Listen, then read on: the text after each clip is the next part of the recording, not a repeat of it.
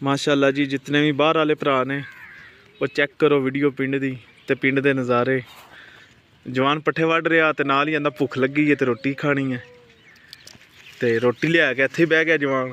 इन्हू आख्या मंजी ते बो उत्थे बह खा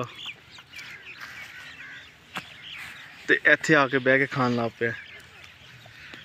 हुण इहदे कोल पुछने कैसा लग रहा जी रमज़ान साहब? हाँ जी बहुत ही अच्छा फील हो रहा। अच्छा जेडे भरा बाहर ने वो इस चीज़ नूं तरसदे ने कि असीं पिंडां विच जाइए बवीए इस तरह रोटी खाइए। ठीक है तो एक बारी तुसीं बाहर वाले फिर पिंड विच आओ इस तरह बह के रोटी शोटी खा के जाओ।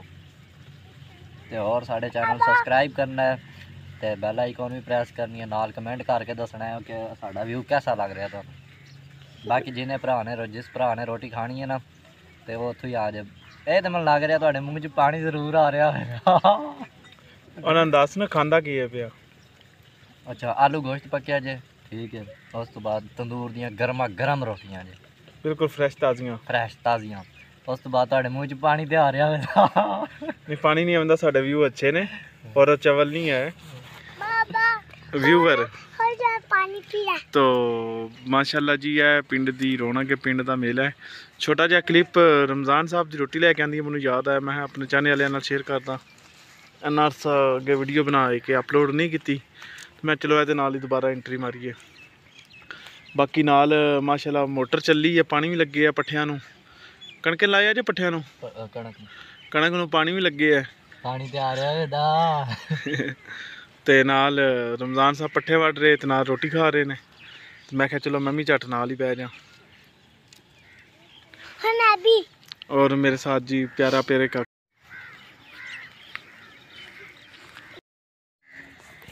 माशाअल्लाह जी नैचुरल सलाद भी चेक करो, मूलियां भी लगियां ने, नाल गोंगलू भी लगे ने जिन्हां नूं ठिप्पर भी आखदे ने, शलजम भी आखदे ने। कोई होर तुहाडे इलाके च इहदा नाम है तां भी दसो।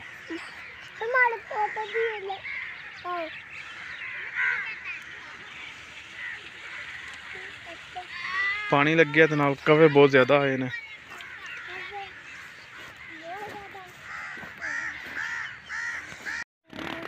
माशाअल्लाह जी लसन लगी है दो प्यारे।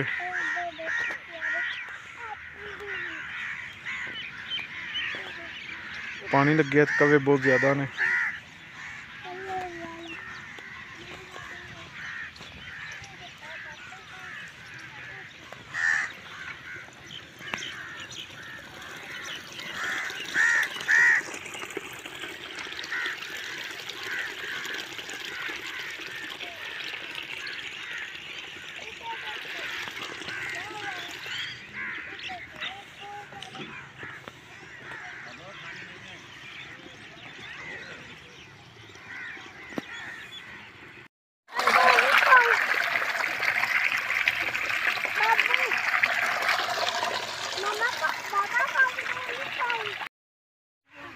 माशाअल्लाह जे वीडियो तुहानूं अच्छी लगी है तो चैनल नूं जरूर सबसक्राइब करियो और इस तरह के व्लॉग असीं इंशाअल्लाह जरूर लैके आवांगे।